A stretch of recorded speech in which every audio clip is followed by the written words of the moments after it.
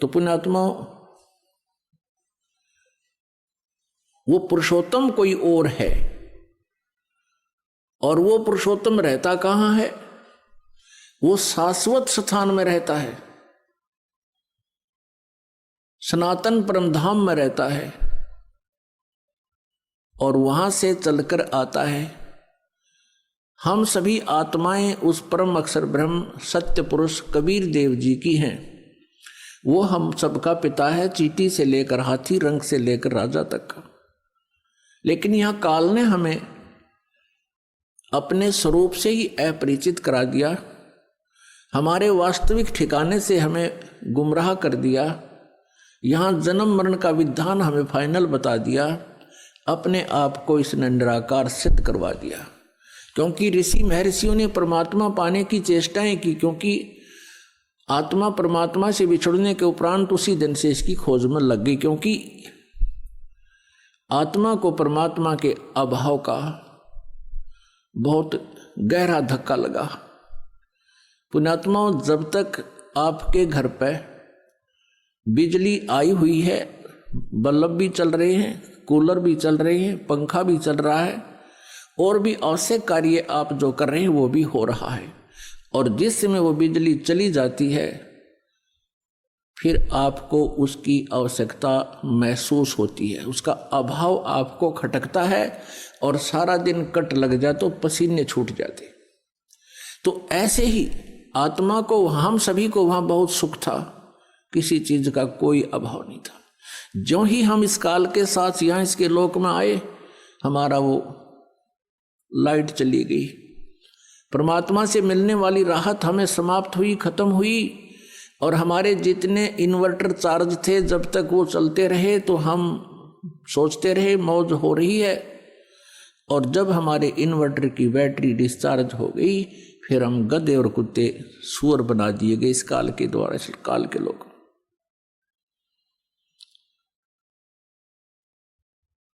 तो पुण्यात्माओं, उस परमेश्वर की तलाश हमने उसी समय से शुरू हो गई, क्योंकि सबसे पहले हम सभी को इस काल ने अपने कृत्रिम स्वर्ग लोक में रखा।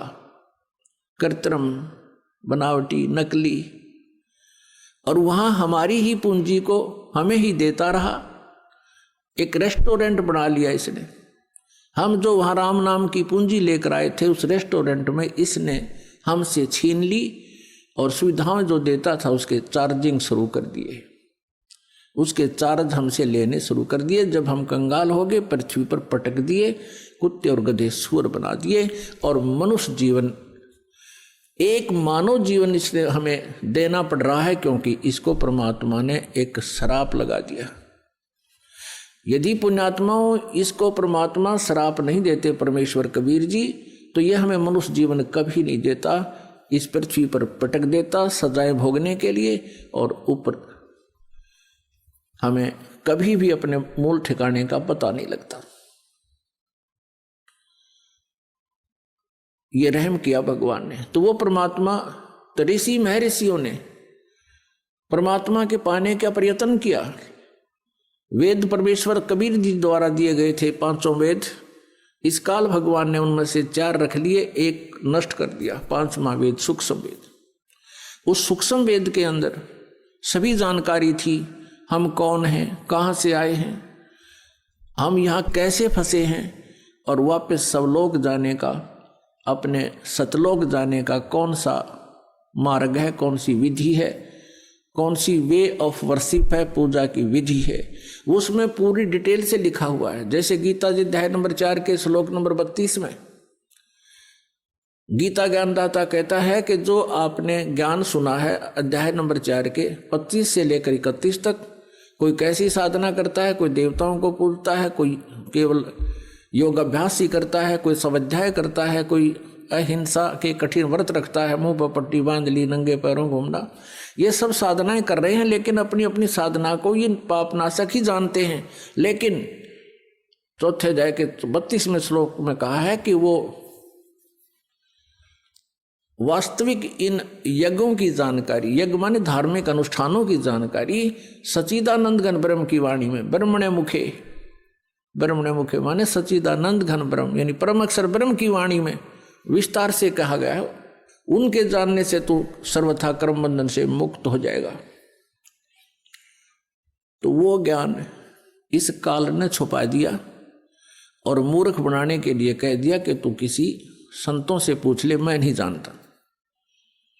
और जब परमात्मा आते हैं संत रूप में, वो मिसगाइड करता है सबको कि ये झूठा है, कपटी है, ये वेदों को नहीं जानता है, तो हम परमात्मा को पहचान नहीं पाते हैं, जिस कारण से हम काल के जाल में फंसे रहे। तो यहां उन ऋषि महर्षियों ने इस काल के द्वारा भ्रमित किए हुए ज्ञान के आधार से, लोक वेद से और तथा इन चारों वेदों के आधार से, जिसमें इनकम्प्लीट स्पिरिचुअल नॉलेज है, जिनके अंदर अधूरा आध्यात्मिक ज्ञान है, उस ज्ञान को ही हम संपूर्ण मानकर उसी के आधार से हम साधनाएं करते रहे। ऋषियों ने ओम नाम को सुप्रीम नाम मान लिया, मंत्र अंतिम, और ब्रह्म का जाप बताते रहे। और ओम नाम की साधना से क्या होता है? ब्रह्मलोक प्राप्ति होती है। गीता जी अध्याय नंबर 8 के श्लोक नंबर 16 में कहा कि ब्रह्मलोक पर्यंत भी सभी लोग पुनरावर्ती में है। पुनरावर्ती का अर्थ है वहां गए हुए प्राणी भी पुनर्जन्म मृत्यु में आते हैं। वो शाश्वत स्थान नहीं है, वो सनातन परमधाम नहीं है, वो भी विनाश में आता है।